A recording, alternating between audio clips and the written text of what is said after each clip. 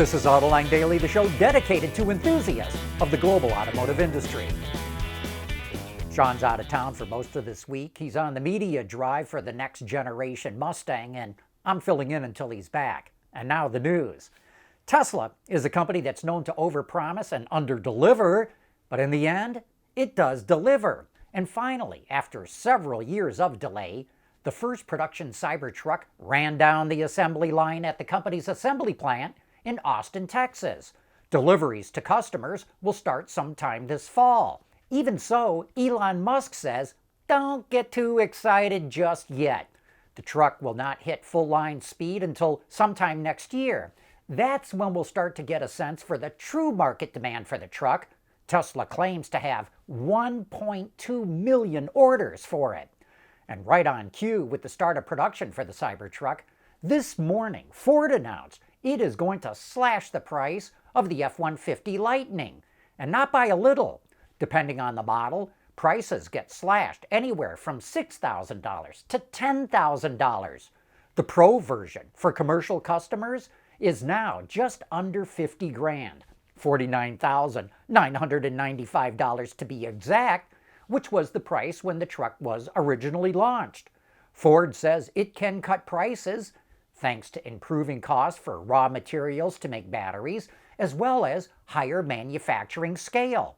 The plant that makes the trucks in Dearborn, Michigan, is actually closed right now as it goes through upgrades to triple production to 150,000 electric trucks a year. Ford is also offering a $1,000 bonus if customers order one by the end of this month, as well as 1.9% interest rates on loans. So what do you think? Is it just a coincidence that Ford announced the price cut as soon as we learned that Tesla's Cybertruck was going into production? Nah, I didn't think so either. It was the best of times, it was the worst of times. That's what Charles Dickens wrote as the beginning of his novel, A Tale of Two Cities. But we're changing that to A Tale of Two Startups, VinFast and Nikola. This is turning out to be one of the worst of times for VinFast. The Vietnamese startup looked like it was ramping up at rocket speed until it hit a bunch of speed bumps. Its electric cars have been universally panned by the automotive media for bad ride and poor quality. Now, Reuters reports that 80% of the investors who put money into the SPAC that the company was going to use to get publicly listed have cashed out. VinFast also announced it's delaying construction of a new assembly plant in the state of Georgia in the U.S. And we got to wonder if this plant is even ever going to get built. Meanwhile, at Nikola, it's a different story. Maybe it's not exactly the best of times, but the company's stock shot up 61% on Friday after it announced that a company called Optiq would buy 50 of its fuel cell trucks and sell it low-carbon hydrogen. Optiq makes hydrogen and hydrogen storage equipment. But it wasn't just this announcement that drove up Nikola's stock price. Reuters reports that investors who were shorting the stock rushed for the exits at the same time that retail investors were rushing in. And that trading frenzy resulted in the highest volume the stock has ever seen.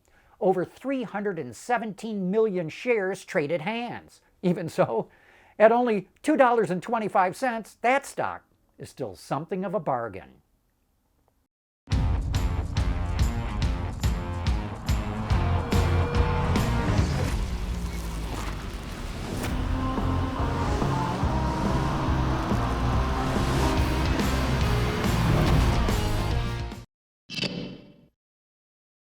Ford once again had the most recalls of any automaker in the first half of the year in the U.S. In the first half, it issued 31 recalls affecting 4.1 million vehicles, according to data from NHTSA. But that's a 38% improvement over last year, when it issued 44 recalls affecting 6.7 million vehicles. Stellantis issued the second most recalls, with 26 that were affecting 1.7 million vehicles. Ford's quality and recall problems are the greatest opportunity the company has to improve its profitability. It would literally drop several $billions to the bottom line if it could just get to the industry average. 2 years ago, Ford hired quality expert Josh Halliburton, and it looks like he's starting to have a positive impact. So what's the cause? The root cause of Ford's problems? We think there's a variety of issues, but a big one is that Dearborn has been fixated on buying the cheapest parts it can find. For example, it had to recall 1.3 million Fusions and Lincoln MKZs because the front brake hoses could rupture. And that is completely unacceptable for a company that's been building cars for well over a century. Well, it looks like this is the end of the road for Mitsubishi in China. It announced it's suspending its operations there because sales collapsed. Mitsu hit a sales peak of 144,000 vehicles in 2018, but last year that tumbled to just over 33,000. One big problem there? Mitsubishi does not sell one pure EV in a country that's gone EV crazy. The automaker and its joint venture partner, GAC, stopped producing vehicles back in March because of poor sales of the Outlander PHEV. And they only built about 3,400 vehicles this year. Mitsubishi is not alone. Japanese brands are struggling in China. Last year, their market share was 21.5%. This year, it's under 18%. Mitsubishi CEO says the Chinese market is entering a phase where only the strongest will survive. I guess that's just another way of saying we're not the strongest.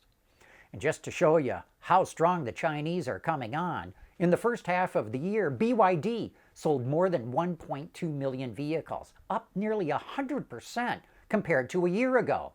Thanks to that strong growth, the automaker is forecasting its first half net profit could shoot up anywhere from 192% to 225%. It expects to park $1.64 billion on the bottom line, which is triple what it was a year ago. And that's going to help it fund its global expansion. Today it announced it's expanding into Morocco with 3 of its electric cars, the Han, the Tang, and the Atto 3. Cadillac is also coming out with a new EV in China called the Optiq, but it's only going to be in China. It looks a lot like the Celestiq, but it's smaller, and it's going to be priced under the Celestiq. It's only going to be offered with one electric motor, but customers get a choice of 150 kilowatts or 180 kilowatts of output. That's roughly 200 or 240 horsepower. And top speed is limited to about 112 miles an hour.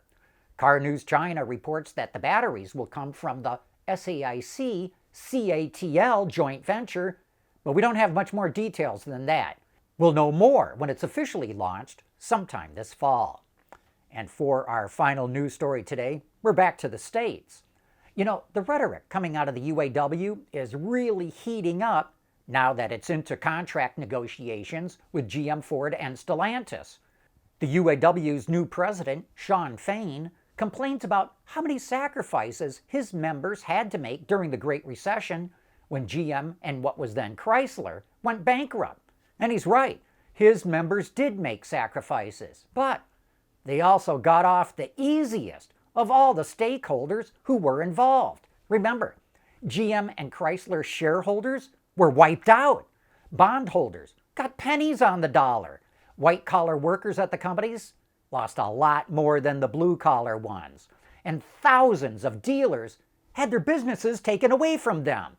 Look, that's not to minimize the sacrifices UAW workers had to make, but everyone else lost a whole lot more. Anyway, that brings us to the end of today's report. Thank you for making Autoline Daily a part of your day.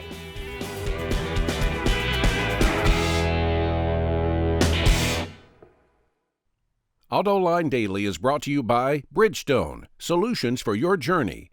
Intrepid Control Systems, over-the-air engineering, boost your game. And by Schaeffler, we pioneer motion. At Schaeffler, we pioneer motion. Electrifying mobility. Manufacturing smarter. Reducing CO2 emissions.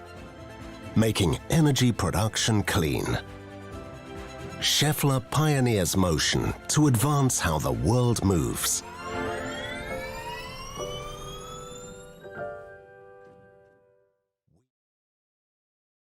We want to know what drives your testing. OTA, connected car, diagnostics, remote testing. Intrepid Control Systems is here to help you work from anywhere. Intrepid Control Systems, driven by your data.